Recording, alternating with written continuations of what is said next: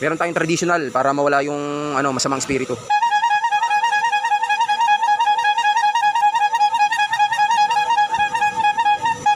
Yan, para mawala yung sumpa, kung ano man sumpa na sa motor na to, para hindi na maulit yung masira.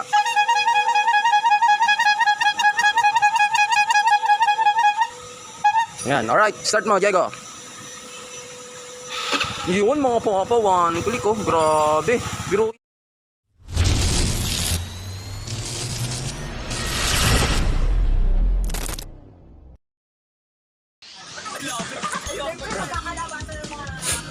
Okay mga papa, meron tayo ditong pasyente. Mio Sporty, yan. Nirescue namin galing pa ng Lilac dito sa Marikina, bandang Lilac. Customer namin, tinawagan kami. So maraming salamat kay Dion. Si Dion, tiga Cardona Rizal. Seaman siya. So matagal nating customer to simula nung nandun pa ako sa kabilang shop hanggang sa nalipat ako dito. Yun. Tayo yung kanyang nilapitan at tinawagan.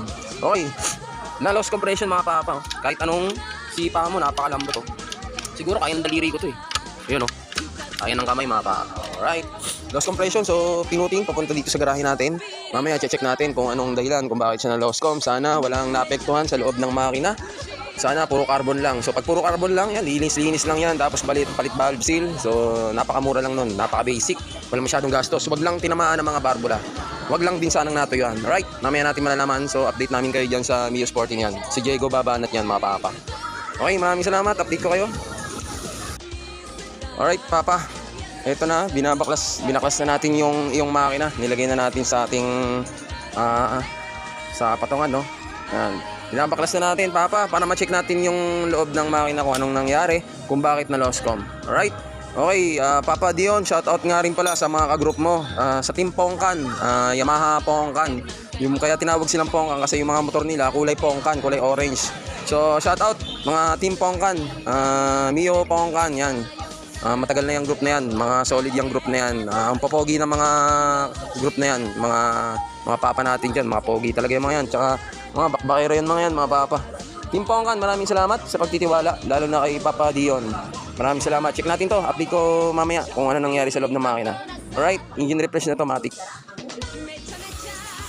Okay, update tayo dito sa engine refresh natin na makina, no? So kung ang mga makina nyo, nagpagawa kayo dito sa Earl Touring Garage at ang makina nyo ay nakita namin sobrang dumi. So papabugahan natin yan mga papa. Papakarwas natin yung makina nyo para mawatanggal yung mga ribaba, yung mga putik-putik at mga grasa-grasa. Yan, kung ano-ano man lang dyan sa makina mo. Yan o, kaya anglo pala. Dito kasi sa tabi ng garahe natin, sa shop natin, kay Earl Touring Garage, meron tayong katabing car wash. So nag-i-engine wash din sila. Yan. Ewan ko lang kung hindi matanggal yung mga ribaba at yung mga putik-putik dyan sa makina mo. Lintek na yan, no? Alright, ba? So, solid yan mga idol. So, hindi naman delikado yan. Siyempre, bago natin gawin yan, dumaan muna tayo sa tamang training at pag-aaral bago tayo nagganyan. Alright. Para po siya, tanggal yung mga libag-libag, kung ano man, putik-putik, grasa-grasa, langis na kumakapit sa makina nyo. Yan, di ba? Napaka-solid niyan. Malinis na engine refresh na yung makina. Nalinisan pa yung buong makina nyo. Pati yung mga ilalim. Alright? Update ko kayo mamaya. Yan. Engine refresh na. Tapos, kinarwash pa natin yung makina. Engine wash ang tawag yan. Alright. Alright, update tayo, papa. Ito, nalinisan na natin yung labas ng makina, no? Tapos, binuksan na natin. Bukod sa grabing carbon, pero maganda sunog, no? Makarbon, yan, makarbon, madumi. Naputol pa yung iyong tensioner guide. Putol-putol pa yung tensioner guide mo. So hinugot pa namin sa loob para makuha yung mga tensioner guide. Tapos isa ring factor yung maluwag yung yung kanyang spark plug cap. Kaya nag-loss com rin. So matik to, engine refresh na rin natin kasi binuksan na rin natin, no? So yun. Papa, update ko lang sa iyo. Alright. Update ko lang mamaya pagka nalinisan na at ikakabit. Thank you. Okay mga papa, update tayo dito sa engine refresh ni Diego. Ayun, no? Nahasa na ni Diego. Alright, yan, nalinisan na yung kanyang block kasi nag-loss compression, tinanggal na yung mga carbon. Yan, lilinisan pa yung mga ibang ingredients. Dahil sa tulong ni Lex, gaganda at lalakas tong motor na to. Yan, inahasa natin mga barbula para mawala ang mga ribaba o carbon. Alright, mamaya update tayo. Okay papa, Ito, papamasin shop natin yung head mo kasi yung spark plug niya, yung thread ng spark plug is lost thread na. Yung nasa loob, yung sa pinakaloob, lost thread na. Kaya pala yung pagbaklas namin to kanina, akala namin kumalas lang, yung pala talagang kumalas dahil wala nang thread yung lagayan ng spark plug, papa. Lost thread na yun nandun sa loob. Yun. So, kaya na lost compression din. So, papamasin shop natin nasa loob, natin yan, retread. Okay, pero standard pa rin, papa. Right? Baklas uli namin yun, dadali namin sa machine shop. Update na lang uli kita mamaya. Okay, papa, update tayo. Yan o. Nagawa na yung suksukan ng spark plug. Yan, napamachine shop na natin yung suksukan ng spark plug. So, hindi na siya lost thread, tapos standard pa rin. Alright? Okay. So, kakabit na natin yan. Very good na yan. Saka pala, ito na rin pala yung flarings mo, dumating na. So, papasabay mo na rin. So, mamaya, salpak natin yan. Alright?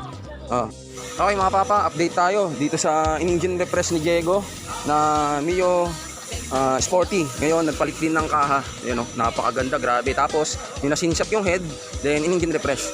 So, bago natin pa-startin, meron tayong traditional para mawala yung masamang espiritu.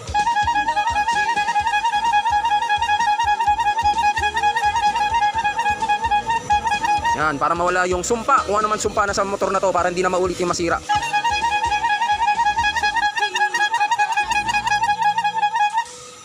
Yan, alright. Start mo, Diego. Yun mga papawan. Kulik ko, grabe. Biruin mo. Nag-engine refresh ka lang. Na bago, pati kaha. Alright. Yan. Dahil yan sa mahiwagang tarotat natin. Yan, okay na yan. Dumating yan dito, hatak-hatak, sipa-sipa, pinuting, whatever.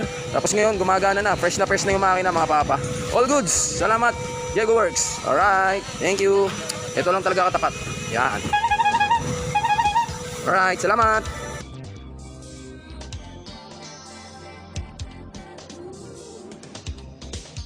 Sa mga may tanong or gusto magpagawa, pa-chat na lang po ako sa aking FB account. Maraming salamat mga papa.